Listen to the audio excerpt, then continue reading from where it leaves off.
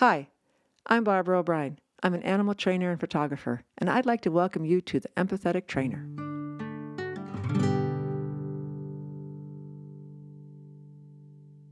Hi, today's guest is Gabi Neurohr, an Austrian-born horse professional whose journey started not from a horse family, but from a deep inner pull towards horses that shaped her entire life. From liberty work to dressage to cross-country riding, natural horsemanship, and relationship-based training, Gabi's focus remains consistent, helping horses feel proud, healthy, understood, and genuinely connected to their human partners. She spent over 25 years immersed in horses, training, studying young horses, teaching riders, and now coaching horse owners worldwide through her online program, Operation Dream Horse. Today, we're going to talk about relationship, communication, and what happens when we stop trying to control horses and start learning to understand them. Welcome. Hi, Barbara. I'm super happy to join you today on the podcast. Well, we're just thrilled to have you, and I have to just quickly say how I found you, which I think a lot of people do, and we're grateful for it. Is I found you on Facebook. I started All reading your right. posts, watching your videos, Okay. and I'm like, oh my goodness, this person gets it. She understands this, the struggles I'm going through with my horses, and how there's so many different voices out there that are just Yeah, pulling against me, and it's like there are. you can't be too well. We can't be harsh. I mean, we all agree there. Like Hmm. harsh methods don't work, but other methods seem so like I'm just going to wait for something to happen and then nothing happens and then I just wait and it's like 3 years go by and I still haven't gotten anywhere. Or I mean, it's like there's a wide spectrum. And I Yeah, was there are watching many voices you. out there now. Yeah. And I Yeah. was watching you in the way you talk to your horses and your presence around your horses and the messages that you're sending. And I was like, oh, I can do. I can do that. I can see how you can Hmm. help your horse regulate, which is all what we want. We want them to self-regulate. Yeah, And how I can help myself regulate. So I was especially, watching your yeah. stuff and then Hmm. I'm pretty immune to signing up for programs because of like the time and da da da. Yeah, and there are so And many. yeah, and I went like, this is worth of it. This is worth it. I'm signing Hmm. up. I'm watching these videos, and I already am solving things within myself to work with my horses. And they were Okay, like, "Oh, wow. that's what you wanted." They were like, "Why didn't you tell me?" So enough about Thank me. you We're for going to being talk about clear. you. Yeah, but yeah, thank Yeah, you for being clear. Should be the name of yeah. this podcast because that is Thank really you for what. being clear. Yeah, Oh my I love it. goodness, my goodness. All right. So for our listeners who are meeting you for the first time, what should they know about the way that you see horses? How I see horses. Well, when I look at my horses, I see a person.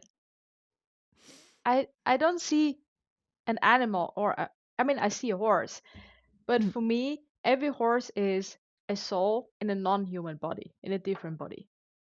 And that's how I see my horses. And that is why I treat them with the dignity and respect I treat them. I look in their eyes and I see the person. And this ultimately it makes it easy for me to connect to them. And that makes it a- so natural. Yeah. absolutely. Wow, we could be like soul sisters because I train. I don't know if you know. I train animal actors. Yeah, I work with you animal actors, animal actors. and Oh, cool. Wow. yeah, so like for not exotics, just domestic animals, Hmm. dogs, cats, things like that. And you're Amazing. right.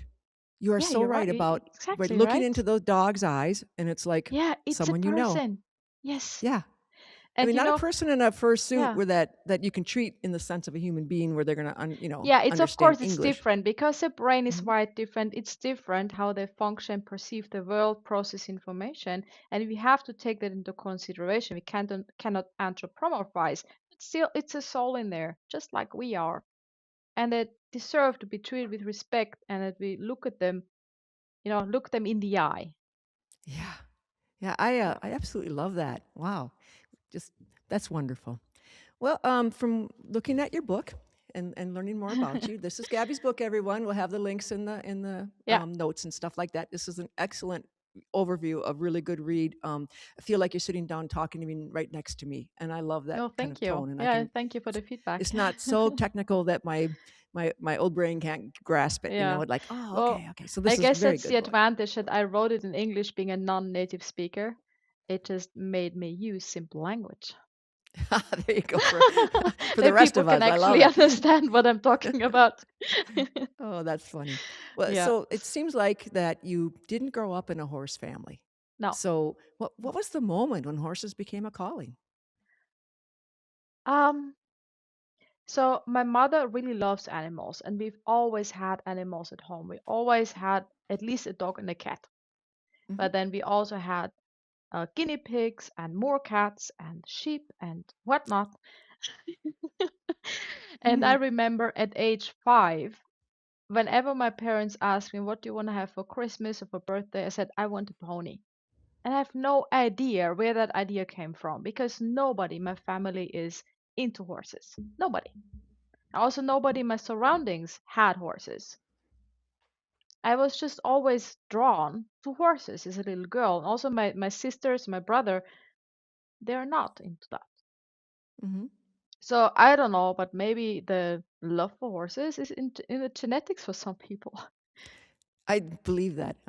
Yeah, Yeah. absolutely. My And parents weren't yeah, into horses either. Of course, I get it. yeah. And some people just have that kind of drawing to horses. And yeah, I didn't stop begging for a pony. My parents were not super wealthy, so they also couldn't afford to send me to riding lessons. I remember I had a few riding lessons when I was 10 or something like that on Hmm. a pony, just 10 lessons. And then when I was 12, I got my first pony. Ah, Yeah, wonderful. and that was an absolute dream come true. And I spent every single afternoon just with my pony outside. And yeah, just girl So, dreams does this come like true. is this the first horse that really changed you then, or was there? Do you have a? You remember the first horse that really changed you? That really changed me. Well, that first pony was for sure important, Hmm. but I only had her for 2 years because we actually because we didn't know anything. We got a 3-year-old from the dealer, and the dealer said, Mm. "Yeah, she's ridden and no problem," and we just had no clue. Like the Yeah, classical, really the happens a classical lot. thing. Yeah, and we did our best. We had books from Tellington Jones, and I read it Mm. upside down and tried to apply everything single groundwork exercise. But of course, a 12-year-old kid who has no idea, it only works so far.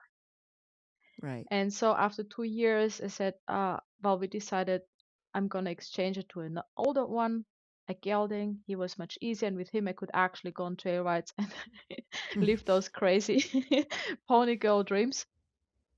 But the horse that really changed me, that was Matsira. I got her when I was 17. And tell us So about her.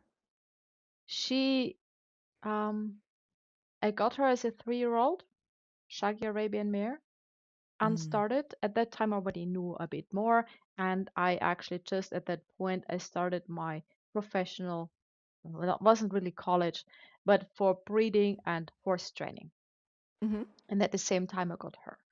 And it was really I got her and it was really a dream come true. It was a fantastic horse with good breeding and like kind of very fancy for my standards.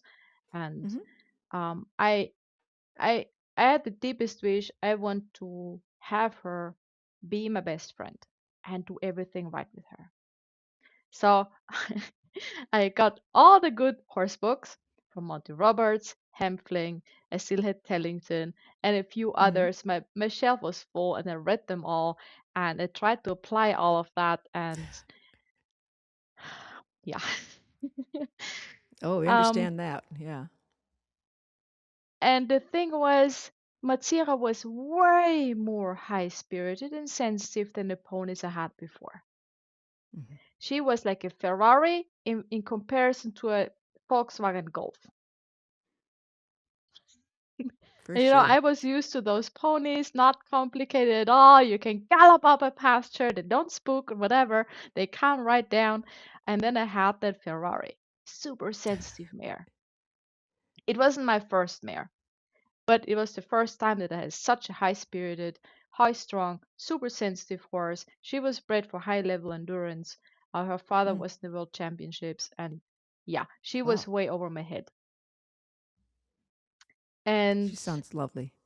yeah, she was wonderful. And honestly, without her, I would not be sitting here running Operation Dream Horse. Wow. So she's kind of Yeah, the no, origin this horse story really, there. really Yeah. changed the trajectory of my life, I can say, because Mm-hmm. um, I tried to start her. I made so many mistakes, I cannot even count them. Yeah, we And all after do. two, yeah, and after 2 years, I kind of realized it's not going the way I want because it would take me like half an hour to catch her. She would walk around like with that face, yeah, Mm, that pissy mare face, and just be a bit hard to catch. It was very obvious that actually her feedback about how I was working with her, it was very clear that she didn't like it. So, and that yeah, was she's for me telling like, you. oomph, because I was putting so much effort. Yeah. Oh, I And can it was imagine. also, yeah, it was also very hard for me to admit, in the pride of my teenager being, that it was not on the right path. Um, it still took 2 more years before I really decided, okay, this doesn't work. I have to go a new path. And luckily, my horse breeding teacher, who also taught us some horsemanship with young horses there, he introduced me to Pirelli. Mm-hmm. It was the first time I saw a Pirelli Savvy magazine in his tack room. And I got curious, and he said, "Yeah, they have instructors and they do courses all over the place." And I said, "Okay." Um, and I checked it out, and the price was way too high for me. I just could not afford it. But then I found a Mm. different horsemanship instructor who was a Pirelli instructor before, but now not anymore, and he did courses for half the price. There you go. So, and I found a course. It was just an hour for me, and I took Matsira there. It was our very first introduction to horsemanship. Um, and it helped clarify things so much. And I went down that path. Matsira then had her first foal, Mayana. I still have Mayana now. Oh, nice. Um, and after that first horsemanship clinic, I was like, okay, I'm gonna make a really clean cut. I'm gonna dump all the traditional methods. I actually put my lunging whip, my lunging gear, my bridles, everything into the bin. So that I just could not anymore go back into the old traditional ways. I said, okay, I really focus on learning that now deeply. Yeah. And um, then the next thing was, okay, how can I had no money, you know, can I accelerate my learning? I decided to become Mm-hmm. working student at one of the instructors. And that's how I ended up in Germany. I stayed there half a year, really studied it deeply. It was an amazing instructor. He was so good at reading horses, really exceptional. I'm still in contact with him now. Um, and that's what then led me to France in 20, no, in 29, 2009. Mm-hmm. So Okay. then I went to France, stayed there. It was a really big horsemanship center. The owner was breeding Barber Arabian horses, and I was there to educate the youngsters, to give them a solid education, to find them new homes. Um, and I was also running the long-term working student program and took horses in for training. And yeah, so that is kind of my journey. And without Matsira, who Mm-hmm. told me plain and clear, listen, you don't know Right. enough, I would not Yeah. have ended up there. And because in France, it was such an isolated bubble with no outside influence, I could really just be with the horses, experiment, and feel without anybody influencing me. Mm-hmm. And that was just so good. Yeah. It sounds like it. I love Arabian horses as well. Yeah. And when you said Mm. your horses being very much like the Ferrari, I Yeah. named my Arabian that I had Mercedes because she It's like Maserati. It is she was because of so Matsira. fine tuned, and Yeah. she was a Oh, retired show horse, so she knew a I lot of love it. stuff. But Yeah. that was a horse of a lifetime. I loved her. I have all Yeah. Morgans now. The reason I had Arabs at back then was I could buy them. They were very inexpensive once this tax Yeah. Yeah. shelter changed in the Uh-huh. United States and people dumped their nice, beautiful Arabs. They dumped them. I got it for $500, But What? No um, way. yes, and she was, a show horse with and That's an ex incredible. racehorse too. So anyway, it was like pretty amazing. Yeah. And I couldn't afford the Morgans because they were still less Morgans and they weren't part of that tax shelter nonsense. So Yeah. I have all Morgans now, but I have a heart to heart for the Arabians, and I understand. Uh, There's no pushing them around. oh It's like no, training a you cat. cannot It's make like them. training a cat. Yeah, Yeah, there's no you training cannot cats make them. either. No, It's I an love cats. agreement. I'm a cat person. Hmm. Good. I love Yeah. cats. Yeah. Well, horses are And similar in a way that you have to be in yes, they are. agreement. Yes. Yeah, And especially mares. And that is the thing that Matsira really taught me. She was a for mare, sure. as sensitive as she was such a strong personality. Mhm. She had such a sense of dignity, and you can't make me. And if you don't consider me, I'm gonna let you know. Yeah, She yeah. always gave me the clearest feedback ever. Oh, that's lovely. And yeah, I think we learn a lot from these mares. Especially mares, for Yeah. sure. So, just a little bit again about your journey, because we did touch Mhm. on it in the last question, but you left traditional schooling at 16 Yeah. to pursue horses. What did that decision feel like? I mean, were your parents like, "Hey, you need to go to college, you need Oh to no, university"? I my mean, did they parents are just really understand? cool. They are really Oh, cool. great. And one thing they always did really nicely, I have five siblings, and Mm, they never told us what we should do. that's great. How they always supported us in our dreams. They always tried to help, well, support us figuring out what we like. And my mother discovered really early that, well, I really do have a passion for horses. And even though I went into, like high school, with the equivalent to high school Sure. over there, I quit it after 2 years and actually went to the horse education school. They never told Well, me, don't, no, don't do that. They that's even went great to because buy a farm so I could have the horses at home. oh, that's love. No, they were the best. No, They that's always great. supported my craziness. That's great to know. Yeah. Mm. Well, I want to talk about your philosophy a little bit with Mhm. horses. You avoid being put into a method box. A Yes. method box. What are Yeah. the principles underneath good horsemanship then? Oh, what a question. I mean, that's a whole 3 shows or 4 shows, but Yes. Yeah. So maybe maybe in the main one or operation, two. yeah. So maybe you already heard me talk about creating a happy learner. Yes, I happy talk them about up. that a lot Hmm. in Operation Dream Horse, and there also have the course Create a Happy Learner. And these, for me, are the principles of good horsemanship. Because as soon as we follow a method, I think we become rigid. We Yes. have, the clear steps and we get rigid. And we are not free anymore to adapt to the horse in front of us and to adjust to what the horse needs. And I think what I show in my horsemanship, I got influenced by so many methods. I looked Yeah. into classical dressage. I did a lot of in-hand dressage from Bent Branderup, very different method than horsemanship, for example. Then I love Hmm. watching Frederic Pignon and the way he is at liberty with his horses. I Yeah. know stuff from Tellington Jones. I have studied Pirelli deeply. And I Sure. have learned from jumping trainers. I have learned from classical French dressage teachers. I have explored so many different philosophies and methods. And the more I studied, the more I realized, okay, the good ones all follow the same principles. Yes.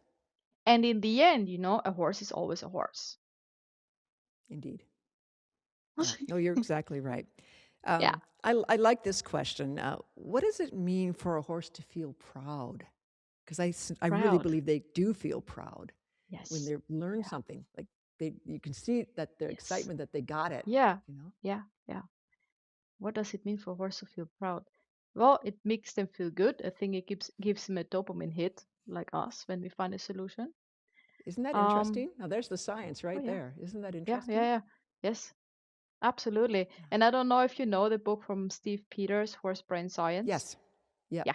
Yep. It's just amazing. And the way how he explains how that works, it just makes so much sense. And finally, somebody who explains it, this is how it works scientifically, how the brain works, to what we Hmm. kind of explored and noticed by feel and being with horses. It's just, yeah, it just fits. It's amazing. It Yeah. No, confirms I it. agree. Yeah, I agree. yeah. And I just Do you, love the look on my faces when they figure something out and they're oh, proud to show yes. me that. It's the best. The Yeah. people don't give them credit for how much, if you have a good relationship, how much they really want to be they want to be the partner, and in your tone of voice and the way Yeah. on set we work with dogs, right, cats and Yeah. things, and Hmm. when a dog starts like I can see after a little bit, this is a little bit boring, it's a little bit like because they sit, stay, look at the camera, Yeah. even with the yummy treats, it Yeah, gets a when the little time dull. gets too long, like, Yeah, and I'm very careful with my animals that it has to be fun. And so I mm-hmm, stop the photographer. I say, stop, stop. I need to happy him up. I need to hmm. happy him up, which means now we play Ah, a yes. game and we throw and tug of war, Yeah. whatever it is, Yeah. to get him Uh-huh. back in the playful Yes. learning mood. Hmm. So horses are the Great. same Yeah. thing. We need to happy them up. Let them be horses. So, and I was Yes, watching we. you and the way Yeah. you do that with your horses, and I was like, oh, she gets it. She happies them up. Tone of voice, you know, Yeah. uh, the way you call. I had the words wrong because I didn't understand German. I thought you were saying find the mouse, but you were I says saying in find a German mouse. Yeah. little mouse. And I would catch myself talking to my mare, like find the mouse when we're looking at a obstacle or something so she could explore it, and I thought it was such a Yeah. fun, but your tone of voice was so happy and you could see the horses. And when I did it with Yeah. my own They love horse, it. Yeah. the excitement and Yeah. excitement in a wonderful, good way about feeling proud, Hmm. Yeah. so, and that was And pretty cool. that is another point that's really important for me. And they already talked about that in the very beginning about our ability to emotionally regulate. Yes, So maybe already heard about that horses can feel human emotion and absolutely. co-regulate. Okay. And this is how it also works within a herd. Horses co-regulate. And the more insecure younger ones, they orientate themselves on the emotional state of the older, more experienced ones, especially when there is a spook. Hmm. And this works super well when we work with horses. And this is why I always try to have a happy, calm, certain energy with my horses. And this is why I talk with them the way I do. I try to really pull them into my energy and emotion because I know it works.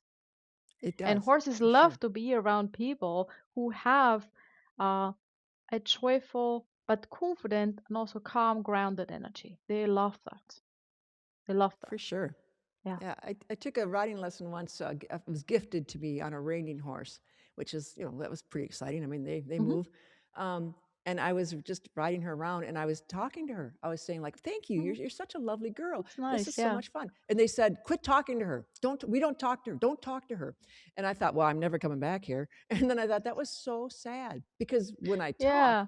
my emotions come through. I was telling her how Exactly. lovely she was, Yeah. and the poor thing was really shut down. I mean, just Oh no. not all Yeah. training's like that, of course, but just this one. Mm. And I just thought I can't even be this way around horses. I Yeah. need to be Yeah. able to Yeah.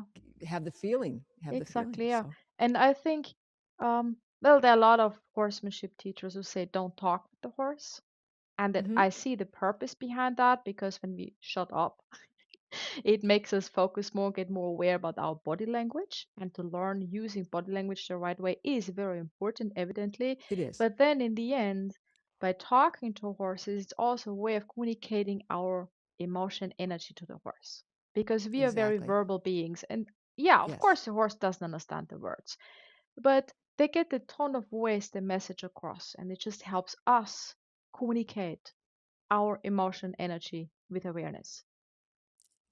perfect. Exactly. And Okay. that's why I don't tell anybody to shut up. Good. Don't talk to her. That was so sad. Yeah. Um, Yeah. do you think horses change us as much as we think we change them? Hopefully they change us a lot. I think I so. think if we are open to it, horses can change us a lot. I know my horses. I mean, each of them. I mean, we're not even talking about Matsira. She really sent me Mhm. on a different trajectory. But each Mhm. of my horses, they have such a big influence on me, and they help me develop another part of me. Um, Yes, for so sure. for example, if you take Mayana, she's extremely playful. She is such a joyful bouncy, bubbly horse, so extroverted. And then I have Salima, who is such a sweet and sensitive and timid, quiet soul. Totally different energies. And Hmm. I have to totally change my energy when I work with them. And sometimes when I work first with Mayana, then with Salima, Yeah. I can still have my energy at too high level. And it's like, oh my God, that's too much for me. I So understand. if you see what I mean, that Oh, I yeah, no. learn to bring out both sides in me and to learn to purposefully regulate my emotions depending on the horse that's in front of me. It works that way with all animals and even Yeah, children, it does. Yeah, so yeah. completely. Uh-huh. So, what inspired Operation Dream Horse? Um, so what inspired it was because, in France, my main thing was to educate young horses, to take horses in for training, but also educate the ones that were there at the place. We had a kind of the people brought the weanling to us and we would raise the Hmm. weanling. I would educate the horse kind of through the years. And also myself, by having Matsira and making all these mistakes, I knew um, how much can go wrong. I know about the deep desire to do everything right and to create something special with that one young horse Yeah, that I buy. All right. Because I think most people who buy themselves a young horse, they buy it out of a deep desire to create a special relationship, to give the horse a solid education, to not make mistakes, so the horse has no emotional baggage later on. yeah, All right. Um, but and thinking back to when I had Matsira in that age, yes, I had a lot of books, but each of these books they just covered a fragment of the educational path. And usually they were more written for professionals, yeah. like for jockeys or professional jumping people, and not for the leisure amateur rider Which is who the is biggest maybe group of not that horse owners. skilled, who maybe does not have fancy facilities, who maybe is not that confident, who is Yeah, maybe not willing to ride through a few bucks. Okay, so um, I started to really think about how can it provide a resource that really covers the educational path of a young horse, starting from weanling age all the way until happy, versatile, easy to ride leisure horse, not competition horse, but like a yeah, horse you no, can be happy with, you can enjoy. absolutely. And that horse is also happy to spend time because that's what we want. We want to have, we buy a horse because we want to enjoy our time together, right? Exactly. Yeah. Yeah, that's why I bought two yearlings. Yeah, there you go. They're 5 year olds now, and I'm going through your program, learning how to. This is the year that we'll be backing them because they're Morgans, and I want to let them Mm. grow. So they're five Yeah, years old, very and good. Yeah, right. so we're just. But I've been handling them, and Hmm. they're like open books. They're like sponges. They're like just. It is so much fun because they had a good start, up to being Yeah. the yearlings, and Mhm. They never I made a just bad experience. They trust you. yeah, I love They it. I don't love it because hold I'm not a back. great leader. Yeah, I'm learning to be a better leader. So they you're always absorb my learning. Yeah. mistakes pretty graciously. So it's pretty great. Pretty great. Early when we first talked, you said the horses have souls, which I agree and I believe. Yeah. But it makes me wonder: is working? It is for me. So I'm wondering: is working with horses spiritual for you? What is spiritual? There you I go. don't. It's a good question. Do you have a deeper meaning, a deeper feeling? Like, is it sometimes are there not, because I'm not talking about any particular faith, but something sacred about animals giving to us and letting us be part of their world? Um. Well, I am for every moment very thankful that my horses let me into their world. There you Let's go. say it like Yeah. that. If there is something spiritual about it or sacred, um, I can only say for me it means the world. Well, they're lucky horses too. For So me, there it you go. means the world, and I Yeah. deeply appreciate it, and I don't know what I would be without them. Oh, absolutely. Yeah, Okay, there's if someone wants to improve their relationship with their horse tomorrow, for instance, okay, they're tomorrow. listening today and they're like, I'm going to go give this a try. I would recommend going right to your website or your, Facebook page and Yeah, connecting with you. But if someone wants to improve their relationship with their horse tomorrow, what is one small shift, one small thing one that they small could shift. try? Wow, one small shift. Um, well, I think a lot of a lot of stuff happens in the very first moment that you meet your horse. Ah, Like when you walk up to the horse and that you say hello. Do you just walk to the horse and don't really look at it because your head is kind of still in the clouds on what you're going to do, on trouble you left behind? hmm, You don't even look at your horse and just start brushing like that. Your horse is gonna feel like, ah, don't do that to me. yeah, Or do you walk up to the horse with awareness, consider your horse, look in the eye, do a horseman handshake, have the horse do the first touch, and then you immediately in a conversation. And then yep, um, I think it is very powerful just to sit with the horse for 10 minutes. agree, Yeah. Just to completely agree spend there. some time with the horse with no intention, just saying, hey, I really like you. I just want to spend time with you. Yeah, be that 12-year-old pony Yeah, crazy kid again. Let yourself exactly. feel that kind of feeling for sure. Yeah. And remember, So, why did you ever want to have a horse?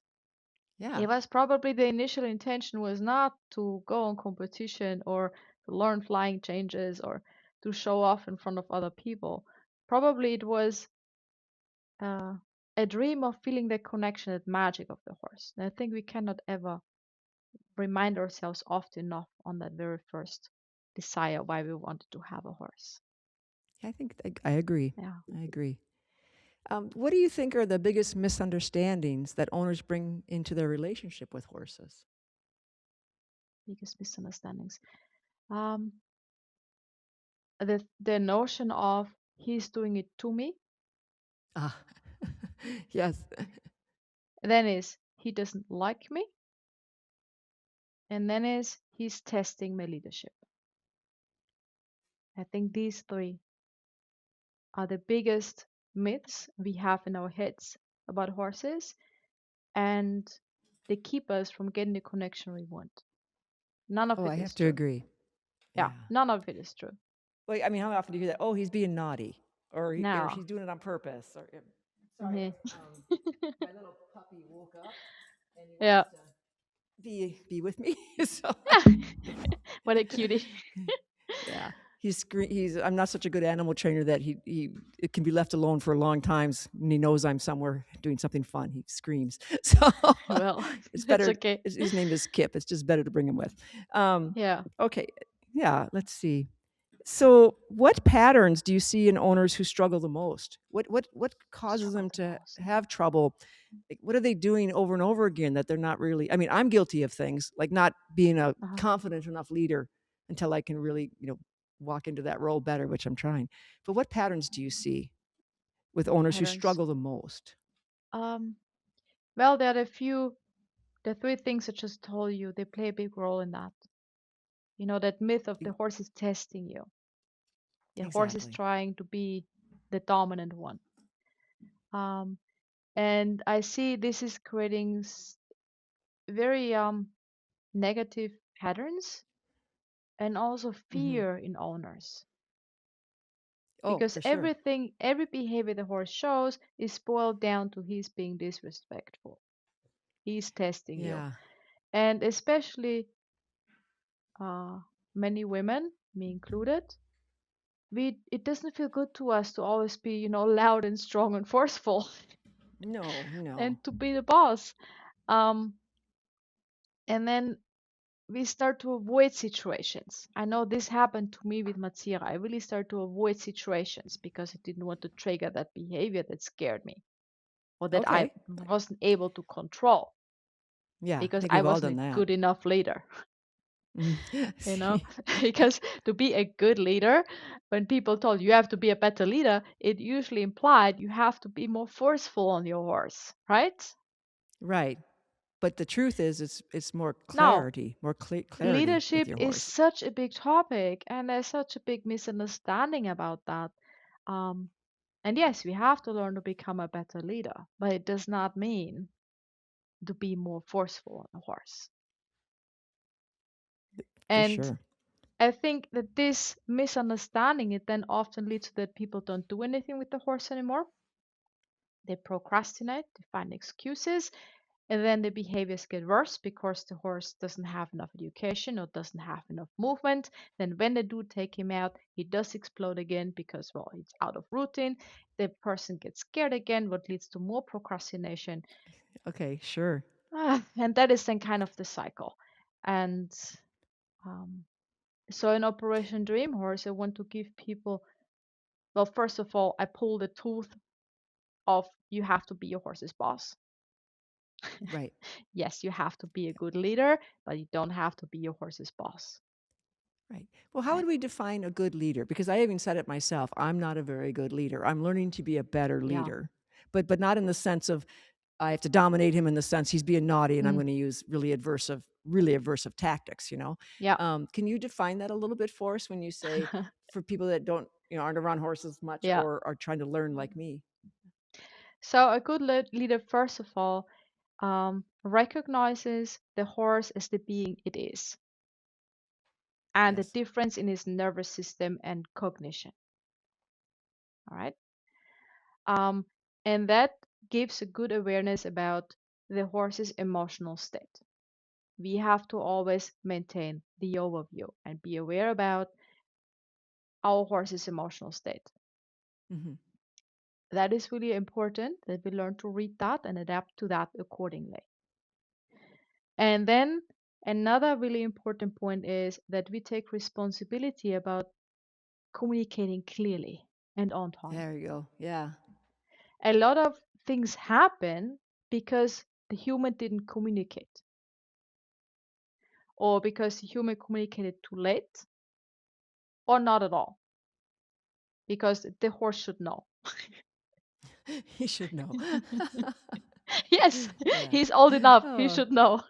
oh my goodness. Yeah. Yeah. Okay. Yeah. So there I see a lot of people don't take their responsibility in communicating clearly and to become a good communicator and what that means.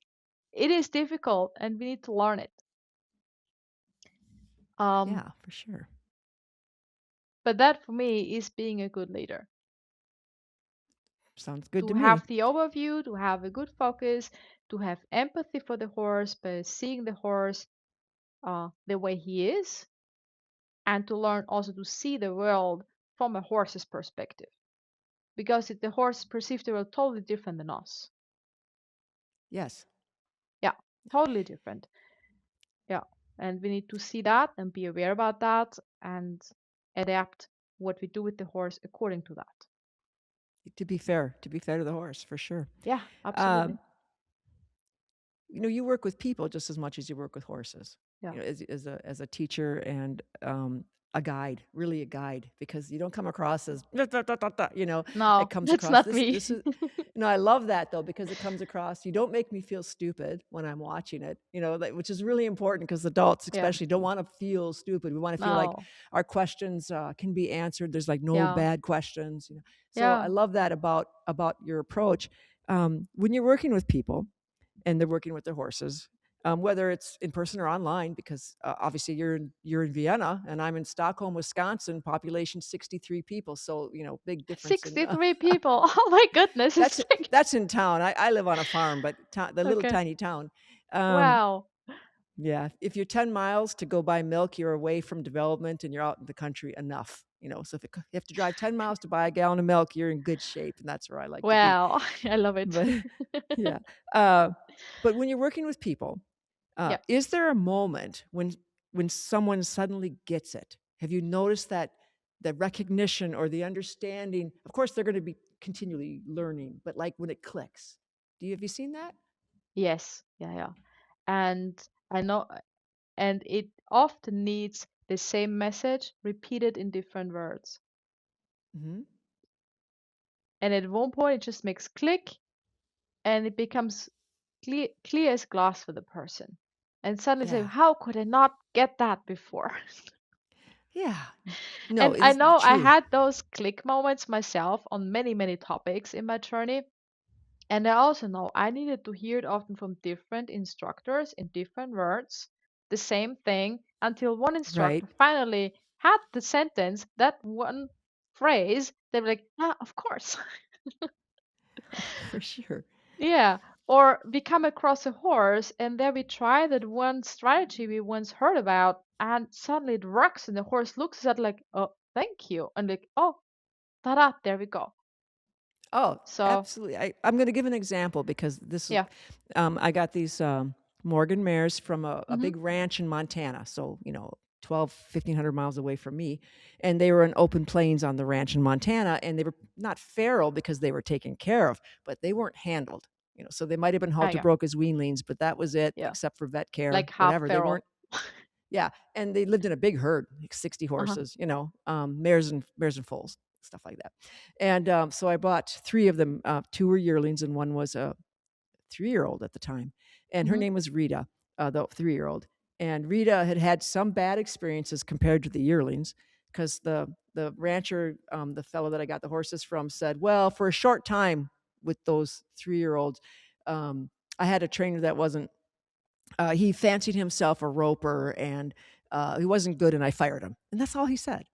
So in my mind, like, what happened to Rita? Because she was really defensive when she came, and Mm. terrified of ropes. And I don't know if, Ah, I don't know. I imagine, did he throw her on the ground? Did he sit on her head? Terrible things. Which the owner, once he realized what was going on, immediately got rid of the man, because that's not yeah. how he is. But I don't know. So Rita had trust issues, Mm. serious trust issues. Oh wow. And then she came Okay. here to a herd of like 6 or 7 horses compared to a herd of 60 horses. And her whole emotional regulation changed, because who's going to watch now? There's not enough of Yeah, us. There's yeah. not a big enough herd to To move watch. home is so unsettling for horses. Yeah. Yeah, and Wisconsin's different, than Montana. So luckily we have 40 acres, so she had room to move, so it wasn't Wow, so bad. But much more room, yeah. but and then, so okay, so years passed. She's 6 years old now, and I could not pick up her back feet. I mean, there just was not. I Oh, mean, she's good with me, all these things, da da da. But she'd start to kick out, and I'd be anxious. Now, the okay. way we trim her feet is I would hire a trainer who's a good friend of mine. She's been on my podcast, very much aligned with you. I mean, you guys could Mhm. be, sisters, because of the way you train and think. And Yeah. she gets in there and she talks to Rita and does the things, and touches her legs, and Rita gives her leg. And then the farrier, who's equally kind and good, it's a gal, a woman, can trim her feet. But could I do it? No, right? No. So I would just hire them when it was trained, because I had to keep her feet trimmed. But after watching the video about picking up the horse's feet, and it was such a simple thing that you did, but it made What was so it? much sense. And that's like that click moment for me. Like, Ah, you massage their front legs, you massage a leg one at a time, and you say it takes several yeah. days, and you build the Hmm. trust, and you take your time, and you breathe and relax and not worry about she's going to kick me. Um, and so the massage those front legs, and I could pick up her front feet, and that was fine, right? And then I could and then we'd move to the back legs, and how you hold the rope safely so that it's not going to get tangled, and you've still got some control, but you're not gripping them tightly, nothing Hmm. like that. Yeah. Massaging that back leg, and then, like, just bit by bit. I'm going to ask a little bit, tip your hoof a little bit, over time. And, like, my goodness, she went, "Oh, is that what you wanted? Oh, you're not trying to snatch it and grab it from me and make Yeah. me give it to you. Hmm. I can trust you like I do these other 2 calm people. I can trust you to hold my foot." And And it was such it's a so I cool. about cried. I was so, like Wow. like, I finally got it, in my head how to do this properly, Uh-huh. and, didn't have any trouble with my young horses, because I didn't think they were gonna kick me. Yeah. You didn't With her, I thought, anticipate. she's gonna kick me, and that came Yeah. through. That came through. Uh-huh. Rita has never kicked me. In the the 4 years or 3 years I've owned her, she never kicked me. It's So, crazy what our brain but the can story in imagine, my right? head, Yeah. determined that this is, and I never thought she was naughty. I just thought she doesn't have the trust level to give me her foot Yeah. to be on 3 And feet. horses That's all it can kick was. quickly. There is no Of doubt course they about that. can. Yeah. Yeah. Yeah. And Yeah. so that anticipation was, so Hmm. you helped me in just that, and now I'm Oh, watching more cool. and learning more and working with those young Awesome. horses and find the mouse is what I'm saying to them because it's kind of a Find a fun game mouse, for yeah. us. So I'm grateful. I just want to say I'm grateful for that. And then when I learned that, I'm like, oh, I've got to get her on my podcast because other people are going to Mm, benefit from your program, from yeah. understanding you. And even, even if they're not in a position to like do the whole program, just reading what you have out there, buying your book, getting the Yeah, pieces that you following on share so Facebook. freely. Yeah. Yeah, the things you share so freely. What a gift to horse people. So Yeah. I'm feeling good about that. Let's see. So that Wonderful. was we're kind of getting through the questions, which is good because I know All right. you've got to get going too. Um, so a couple like in kind of our closing stuff. What does harmony between a horse and a human feel like then? What does that Feel feel like like when someone's in harmony with their horse? it feels like time stops, Ah, and it feels like a very peaceful flow state where I'm absolutely present in the moment. And I mhm. remember the first time I experienced it, I still have that feeling in me. That was not with Matsira, that was with a different pony I had at the time. She was actually a pony of my smaller, younger sisters, but Mhm. I also rode her a lot. Well, no, I had her before Matsira. We had that Okay. pony before I had Matsira, and I shared it with my two sisters. And it was really nothing special. I was riding in the outdoor arena. I was always riding her bareback because we didn't have the money for a saddle. Same. That's how it was. I worked to pay my boarding for the pony there, Mhm. and I had no saddle, so I learned to ride without a saddle. Point. Sure. And I remember I was riding there in the outdoor arena, nothing fancy, and I was just cantering around. And then suddenly it felt that thing of that flow state, like time stops, and I felt like I was breathing in rhythm of a canter stride, like totally lost in it. And that was, I think, the first time I felt that real magic, harmonious connection. It was just like a Yes. half a circle, but that moment. And yeah, that's what I strive to have every single time I'm with my horses. That's wonderful. What And I lucky think, horses. and I think, well, as your ODH member, you're familiar with the concept of the gold nuggets, right? Mm. To look out for gold nuggets. I'm just kind of starting to delve. So why don't you explain that for us that don't know and All right. the gold nuggets?